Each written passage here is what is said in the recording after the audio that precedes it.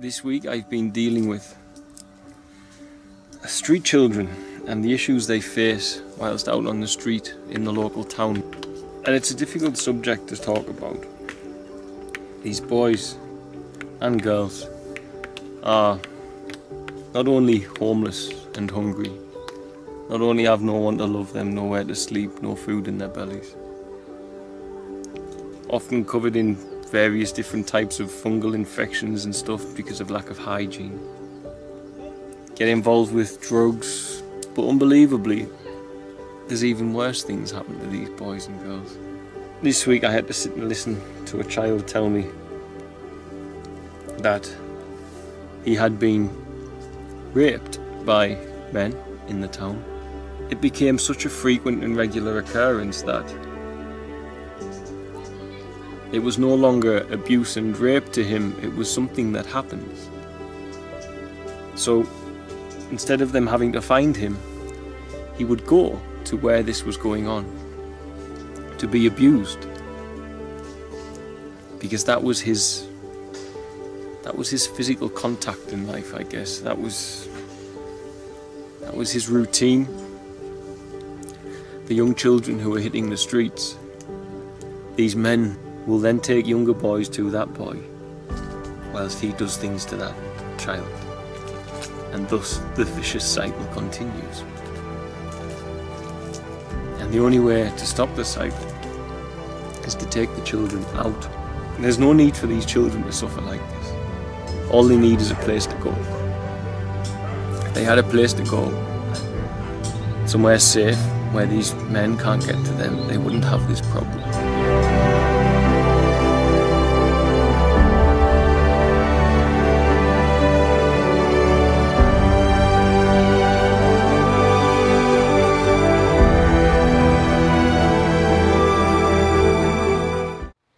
Time, space, and matter. They all came into being at exactly the same time. They all had to come into being in one relationship. We know this because for there to be matter, you have to put it somewhere, and so there must be space. And for those two to come to be, when did they come to be? And therefore there had to be time. But we get an issue here as a species, for we restrict ourselves to time, space and matter and form an identity from it. And because of that, we also then project an image into our mind of God based upon that identity that is limited by time, space and matter. But clearly, if this pouring forth of this field of consciousness that is built upon time, space and matter, and our human journey is built upon that, the one that initiated that pouring forth is not restricted or built of time, space and matter. God is beyond that, and yet at the same time is interwoven in its creation of time, space and matter. This is profoundly important, I feel, in my life to see that. Because within inside we as humans, I believe deeply by now, and I argue in every video almost, that there is a place inside of us that transcends time, space and matter. There is an accessible part of the human awareness that is not restricted by time, space and matter. And when you access there, you are aware of this timelessness, and you are aware of this infiniteness within you. The problem we have is that the vast majority, when you try to explain this to them, will try to find it with the identity based in time, space and matter. But clearly it has to be a case of seeing through that field of consciousness that you exist within. And to do that, you have to be willing to die right here, right now, and yet allow your heart to keep beating so as your awareness and your consciousness and your soul has a body to return to once it has been into that place. And when we transcend time, space and matter as an individual point of awareness, we then move into the realm of the spirit, And in that place we can connect and hear the voice of God. But what happens if we, of our own steam and will and want, do not try to find the part of us that is untouched by the world? Do not try to find the part of us that transcends time, space and matter, and therefore the part of us that allows us to have a clear union and communication with Creator, with that which initiated this field of consciousness we are experiencing humanness within. Well, if we don't do it ourselves, if we don't see through it ourselves, we may well live in a comfortable prison cell for the rest of our lives. And we will feel healthy, and we will feel like we have plenty of pleasure. And the one that wishes to have you amnesically believe that you are merely time, space and matter alone, the one that made us fall in the Garden of Eden into that identity, we fell from a place where we were identifying with the timelessness and the connection to source from there. And Adam and Eve fell into this self-consciousness, this identity based in time, space and matter alone. The adversary will happily let you live there in that comfortable prison cell forever. But Joseph Campbell had a very interesting point with the hero's journey. For those of you who don't know what the hero's journey is, it's kind of an algorithm that you have your familiar, comfortable life, and this story is implanted in every human life, every myth, every scripture, every story humanity is telling has the hero's journey interwoven within it. Joseph Campbell pulled together the works of tribes, ancient indigenous cultures, the myths of the world, the Greek myths, the biblical narratives, etc. He pulled it all together, the Vedas, the Upanishads, the Dharmas, and in studying them he said there is a common story of the hero's journey.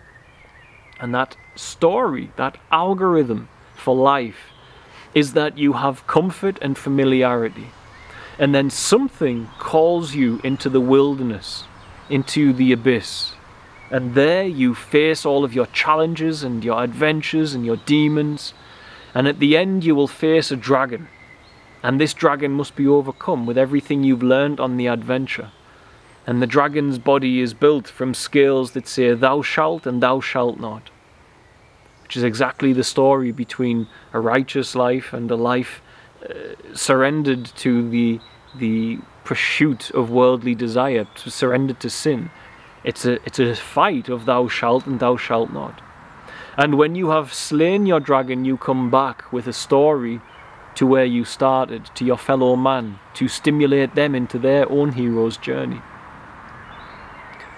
Joseph Campbell within there, he said that if you don't take the call, if when the program of the hero's journey that's trying to grab your life, if you don't take the call, if you don't look at it, then it will slap you in the face, for want of a better term. It will hit you hard.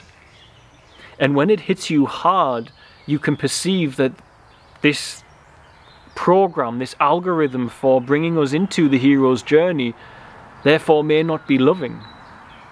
But the reality is that the source, the Christ, that part of you that transcends time, space and matter, that part of you, that part of the cosmos, that part of creation, God which started time, space and matter, cares more about the part of you that transcends time, space and matter than the part of you that is in time, space and matter. And so what looks like a brutal assault on your life might be one of the greatest things that is going to happen to you, for it pulls you into your wilderness and into your abyss. And so for many of us, when we are living our life and identifying with time, space and matter, sometimes for Christ to access you, sometimes a horrendous blow can come into your life. Loss, bereavement, health crisis, whatever it may be. And the reality is that push, bringing you into the wilderness, is sometimes enough for you to finally find the home of the part of you that transcends this reality. And with it transcends the hacked illusion that the fallen ones have placed inside this reality, to try and keep our soul awareness tangled in time, space and matter, permanently, constantly, and separated from the timeless element within us that connects to its creator, is energetically beneficial to certain parties inside the narratives that have gone on for millennia regarding the fallen angels and trying to make mankind worship them and worship that energy. We must not transcend time, space and matter. And so Christ, in that love, may well hit you hard, because Christ cares more about the part of you that transcends this reality. Now, if you look at the notion of this hero's journey, if you look at, for instance, the story of Moses, who is living a familiar, comfortable life, and all of a sudden he is thrust into the wilderness. He can no longer live in that familiar. He's convicted by the way by which he is living with this Egyptian culture and royalty. And it's a stereotypical hero's journey thrown into the wilderness. And then, of course, Moses in the wilderness, he comes to meet an apparition of God with the burning bush. Now, I've said this over and over here, that we have to understand the mystic context of things, and it's not a video about that, but just to emphasize this mystic context. The mystics denoted a higher place of consciousness to be a mountain. So when you see someone climb a mountain, you can presume they are climbing the states of consciousness. The states of consciousness that we are to climb in modern science, when we look at a brain with apparatus, is beta, alpha, theta, delta. Our brain frequencies are beta, alpha, theta, delta. In ancient times, they never had scientific apparatus looking at it from the external, but they did observe these changes in consciousness within themselves, and they labeled them earth, water, air, fire, beta, alpha, theta, delta. And so they knew when they were in that union with the voice of God that they were in the fire state of consciousness. They were in delta. I baptize you with water, earth, water, air, fire, but one will come after me who will baptize you with fire. The birth of the presence of Christ, the state of consciousness which is beyond time, space and matter, is that fire state of consciousness. Moses in that story, not that it's so important, but I feel to bring the mystical in is important when you are trying to show these stories, that he ascended the consciousness and he met a burning bush because he'd awoken the fire state of consciousness. He then finds his way to his trials. He has to slay his dragon by rescuing his people. And that story exists everywhere. In modern culture, Star Wars was a great example. How Luke Skywalker had no home to return to because it was all obliterated in war. It's the same story going on inside every culture. It goes on inside the Upanishads, it goes on inside the Greek culture, the Native American creation stories, the Navajo stories, that they all have this hero's journey framework within them. The initiator of that hero's journey can be gentle. It can be gentle, it can be mere self-enquiry, where you've just had enough of life, it's just numb. You say, what is this? Why am I doing this? What's the point of this? And you inquire.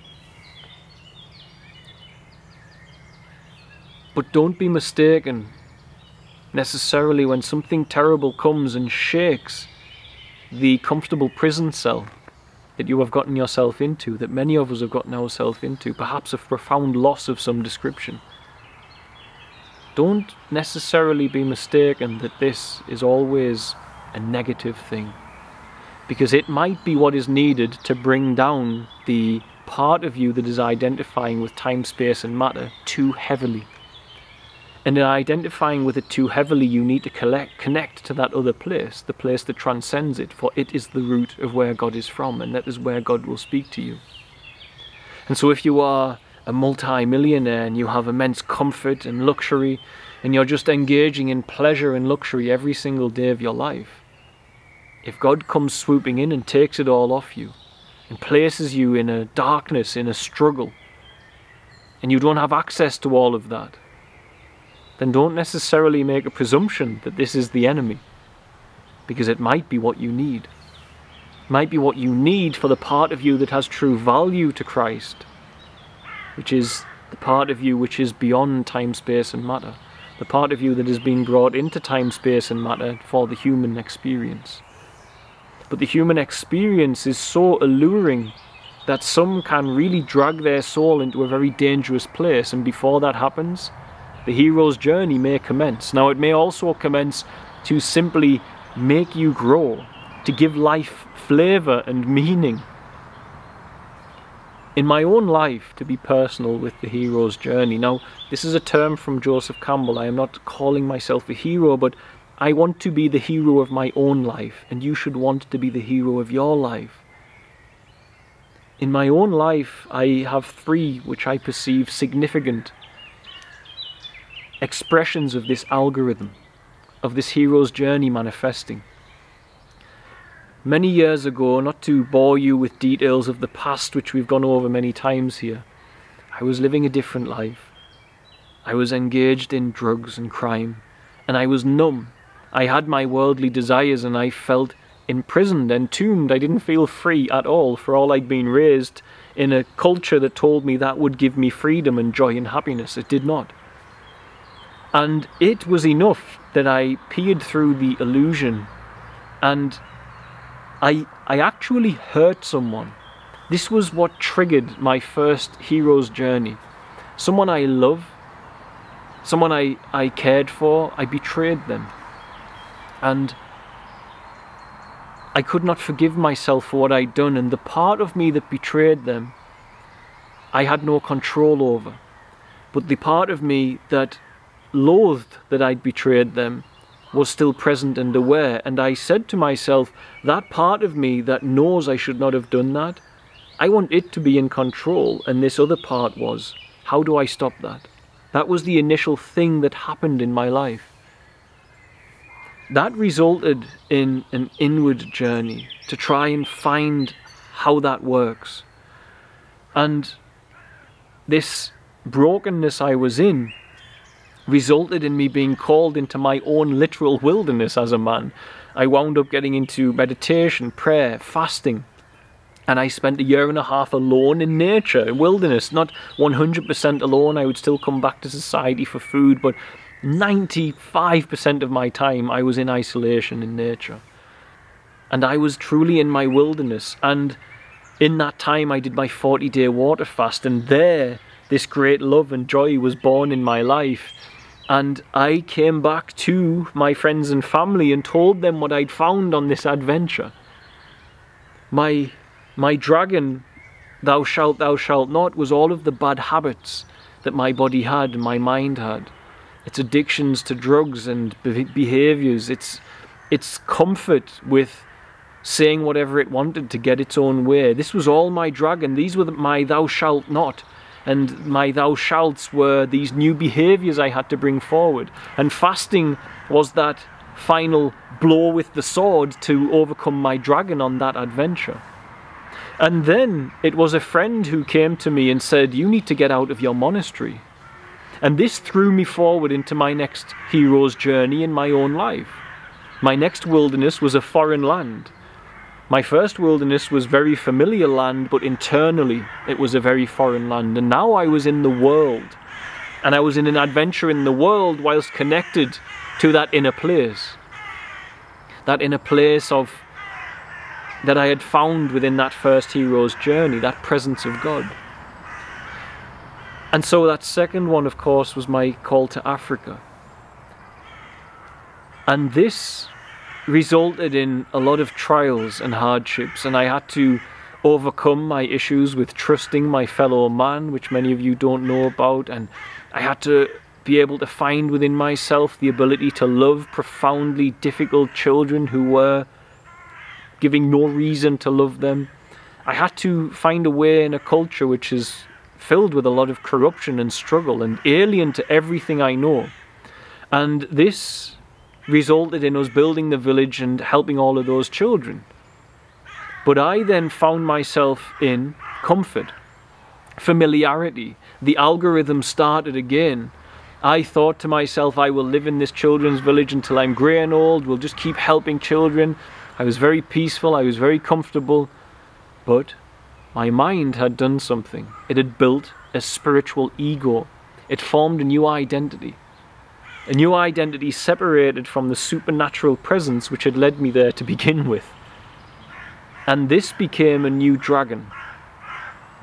And my second algorithm burst into the wilderness was into sickness. And I was bedridden for 2 years nearly, as many of you know who followed us for a while.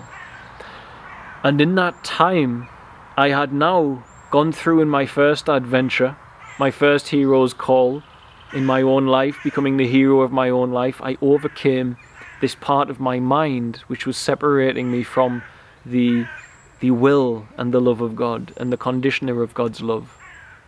Now I'd brought that into a foreign land, and I was doing physical things and slaying the dragons of poverty, etc., and the suffering of these children in my own hero's journey. But then I formed this arrogant identity, and this arrogant identity took responsibility for God's work. And in taking responsibility for God's work, I became catastrophically ill, not as a punishment, but because I wasn't looking after myself. Whereas I would pray and fast and meditate, now I felt I had to stay up all night and work because I was taking responsibility for God's work. I was making myself in my arrogance responsible for the children instead of the supernatural going on that was happening, meaning that I could put it at the feet of God. In that 2 years, laid in bed, sick, questioning how this can be, why has it happened, I was in a new wilderness. I was not in the wilderness that I was in initially, where I could run and walk and hike. I was now alone, in isolation most of the time, watching the world go by, feeling like all my opportunities were passing me by. And I still question whether this was from Christ or the enemy, because I've seen God move in immeasurable ways to try and heal me and make me better. But it doesn't matter if Christ initiated it or the devil or the adversary. I believe it was the adversary, for the record, because of the movement I've seen from source to make me better with thousands of people around the world. But it doesn't change that the hero's journey commences, because you're in a new environment, a new wilderness, out of your familiarity, and laid in bed alone in isolation for all that time, with fear trying to fight you, telling you that you're going to lose everything you've worked for, telling you the children are at risk because you can't get better. All this arrogance, pride, all of it building up, and the trouble of this. You have to lay there, and without any tools, whilst feeling pain and without being able to run, you have to navigate that maze. Just as the Minotaur is chasing you down in the maze of the myths of the Greek time. The Minotaur is your ego trying to grab your spirit, and you've got to get through that maze. I feel because of that I have the ability to speak in the way I do lately about deconstructing the personal self. To some degree. I used to speak of it before this event, of course, but I feel I have a deeper ability. And beyond there, I still have a dragon to face, where I have to take everything I learned from all of those heroes' journeys, those bursting forth of this algorithm in my life, and I have to slay this dragon, for I am still struggling with the remnants of that illness. I still have issues with exertion. My mitochondria have still got functionality problems which we are addressing and navigating. And there are endless thou shalts and thou shalt not. There are endless challenges to be able to find that sweet spot where I beat this dragon that is lingering in my body and reducing my capacities as a man and my output and my ability to do what I want to do in this world. But perhaps also this is weathering me into a man that I want to be. We will see when this dragon is slain. But for now, as I stand facing that dragon, I must collect resources internally from the first quest, the second quest, and this one, to be able to overcome this dragon of my health which is standing before me. And I know for many of you, you may not see that as you look at me, but I do have this dragon before me. I have been unable to exercise properly for 5 years. And I will beat it. And I am beating it. And I am left pondering only how this third quest came to be. But it happened now, so I don't dwell on who initiated it. But I do say that God has worked so hard to get me well that I don't feel God initiated it. But nevertheless, for whatever reason you've gone into a hero's journey, it can weather you. It can weather you into something finer, something stronger, something more present with the will and the presence and the love of God. And I feel when you serve Christ that sometimes suffering is inevitable. For when you bring love into a world where love is not so present, we have ideas of love, but they're not necessarily the truth of love, then you are going to meet opposition. And you are going to suffer for that message. You're going to suffer for the love you bring as others are not ready for it and they betray you and hurt you. But they can only do that if you move away from love. For in love is instant forgiveness. In victimhood is the elongated struggle with it. And I feel every hero's journey is ultimately bringing us to there. It's weathering us into men and women who can stay in love permanently and therefore in unity without separation permanently.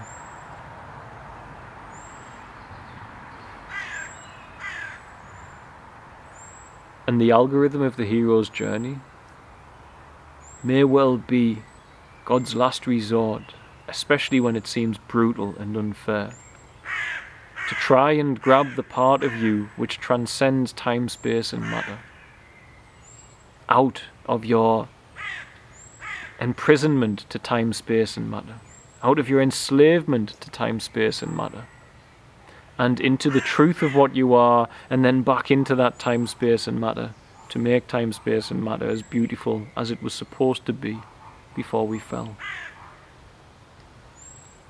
It might just be.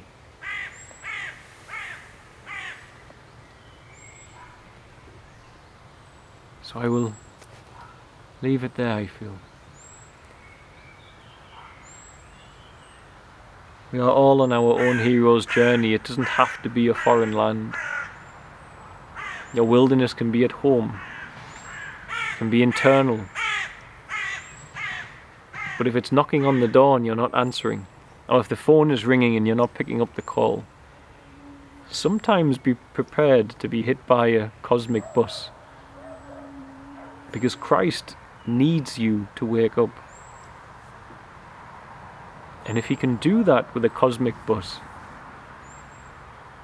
while you're quietly crossing the road in the indulgences of your time, space and matter reality and the pleasures of it, someday you might look back and thank God he did it. God bless, guys. Bye.